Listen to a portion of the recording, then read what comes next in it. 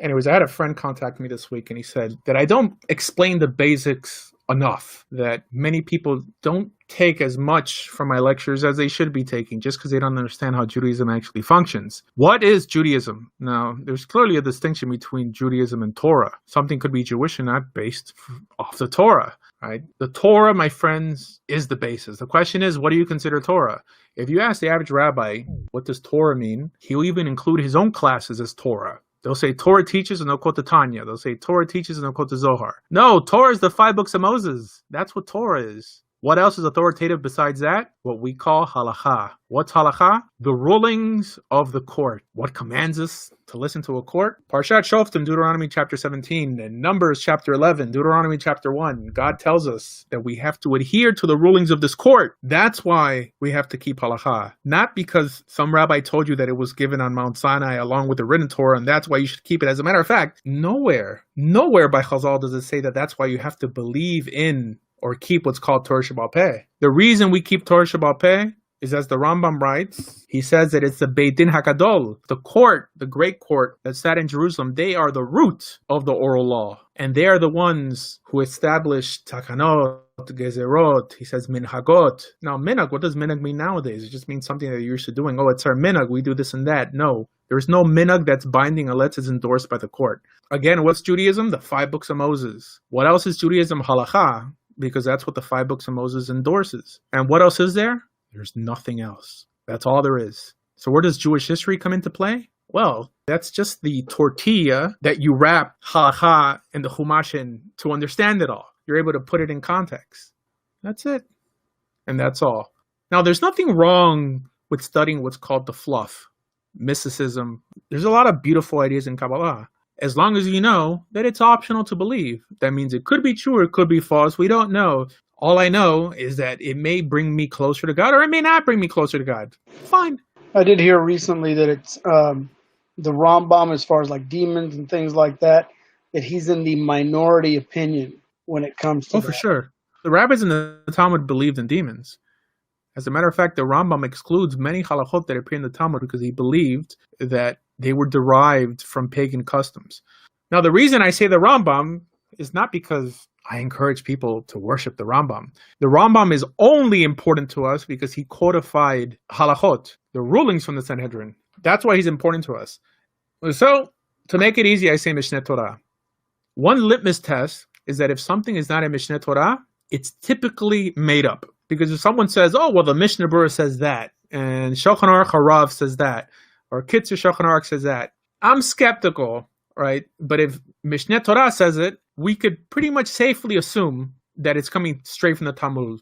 So why is it important that it comes from the Talmud? It's because they're the ones who had smicha. Oh, that's a component I missed. Smicha is the authority to rule, the authority to judge, to adjudicate, to legislate. It says in Torah that God put on the elders what he put on Moses. And this line, this transmission of smicha was passed down from teacher to student all the way to around 3rd century of the Common Era, where smicha disappeared. And judicial authority also disappeared in Judaism. This is why there aren't courts putting people to death. Put in the chat, is there like a schedule for the Mishneh Torah on Chabad, on the Chabad site? You just go to Google and type in Daily Rambam. And I think the first 2 links that will appear is the 1 chapter a day and the 3 chapter a day. So if you do 3 chapters a day, you'll be done with it in a year. If you do 1 chapter a day, you'll be done with it in 3 years. And Daf Yomi is also great because it makes you familiar with all the other different opinions by Chazal that don't make it in Mishneh Torah.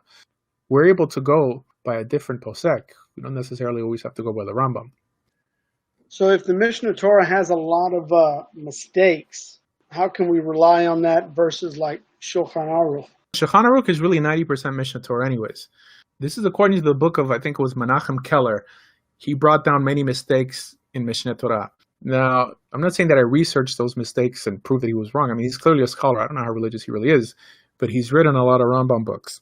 Really, the proper way to study Mishneh Torah is with the Kesef Mishnah. So the Kesef Mishnah is basically a commentary by Rav Yosef Karo that basically tries to tie all the halachot that appear in Mishneh Torah back to their Talmudic source, because the Rambam doesn't really quote sources.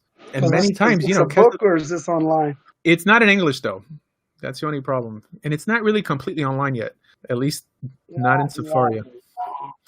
But most Mishnah Torahs, the traditional ones, not the Yemenite ones that people use nowadays, has the Kesef Mishnah in it. That would be something to translate. Those of you who think like, what could you contribute to Judaism? There's so many books that have to be translated that it's ridiculous. I mean, I myself, who am I? And I translated 30 chapters of the first 30 chapters. If you go to Sefaria.org, it says Asher Meza edition. Just because for some reason people are not interested in educating non-Hebrew speakers. But it would be amazing if the Maggid Mishnah, the Kesef Mishnah, the Lechem Mishnah would be translated into English.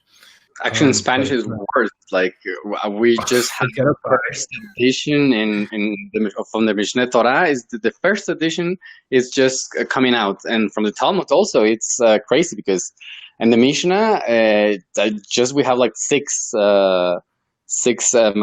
So it's really crazy because in Spanish there's almost nothing, and what we have, it's very expensive. And you can't necessarily trust those translations because I know there's a lot of people who do translations from the English to Spanish. Right? I mean, it's better than nothing, but there's really also Jewish books are so expensive. I mean, Spanish Jewish books are so expensive. Yes, they are. And in the United States, it's worse because there's almost nothing. So, and we would love to have something like Sefaria in Spanish, but there's nothing. Bezrat Hashem, that's one of my dreams to one day have a publisher or something like that. It's necessary. Well, you could do it on Sefaria. You could contribute Spanish translations to it. I've never seen a section for Spanish there, but that would be amazing. There's nothing. But yeah, it will be very nice. It's necessary.